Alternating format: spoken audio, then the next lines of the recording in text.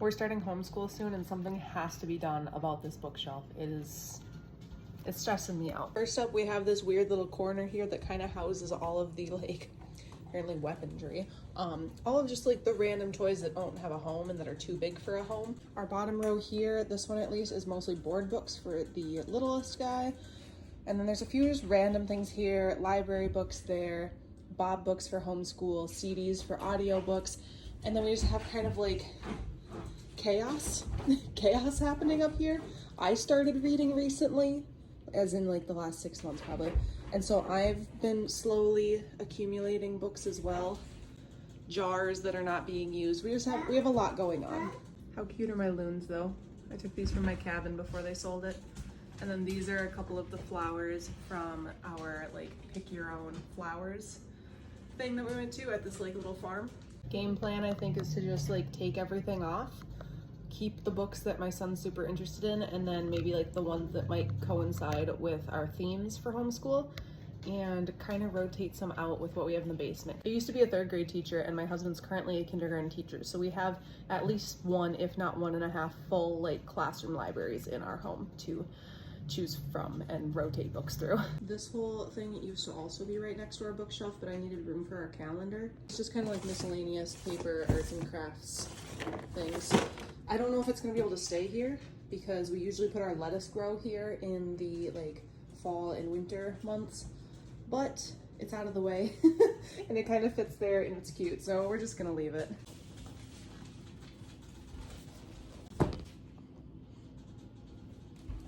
Also random, but I absolutely love these. They're like a written baby book, childhood book. They go like through 18 and they have pregnancy prompts. I don't fill them out as much as I should or as often as I should, but I highly recommend these. Something kind of crazy is that this is actually my grandma's old bookshelf. We got it from her house. Yeah. We got it from her house when she passed away. This is what's left of the pothos that was from my grandpa's funeral like over a decade ago. 2 decades ago, jeez. It died when I tried fertilizing it for the first time, so hoping that this little sprout is going to make it come back. I don't know. I'm a knick-knack gal. These are from my grandma's house. Little Matryoshka dolls, I think is what they're called. Little bird. I have her little trinkets all over. This little trinket is from China. It has my name written in it, and they paint the entire image on it through like this little hole with a tiny paintbrush. It's got little pandas on it. I think this was from my first trip to China. Geode from our trip to Colorado. So of course I have my Harry Potters. I don't have the first 2 because my sisters had ruined them. This is my newest book that I'm going to be reading soon. I'm currently reading Onyx Storm, so we're missing Iron Flame because my mom is reading it. That trilogy alone got me out of a multi-decade reading slump. I almost forgot to put this one up here too. This is a really good book if you ever are like in need of just a random activity or just something intentional to do, whether you homeschool or not. I rented it or checked it out at the library and then ended up getting it as a gift for Christmas last year. So we like to do these little activities. Well, here's one kid's shelf taken down.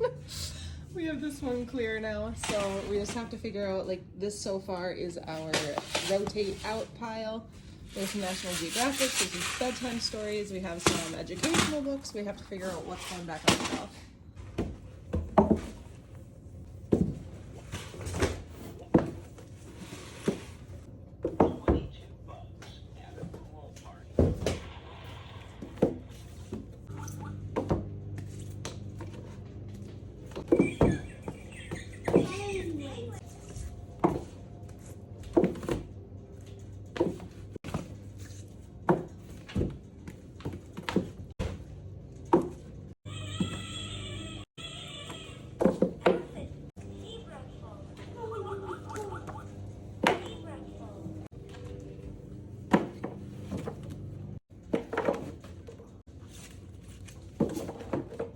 This one, whoops, is super cool. My boys both love it. It's counting, but it has like a little sensory element to it. And then this one was a Costco find. We call it a magic book because magic, you know? So you can learn about the animals, and it has all of these little basically moving pictures of the animal you're learning about.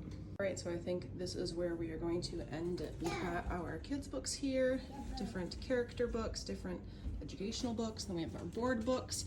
I decided to take this whole mess situation. I just put like the little abacus and the little ABC board back there, but the bottom shelf here is just going to be random toys, and that's okay because we live here.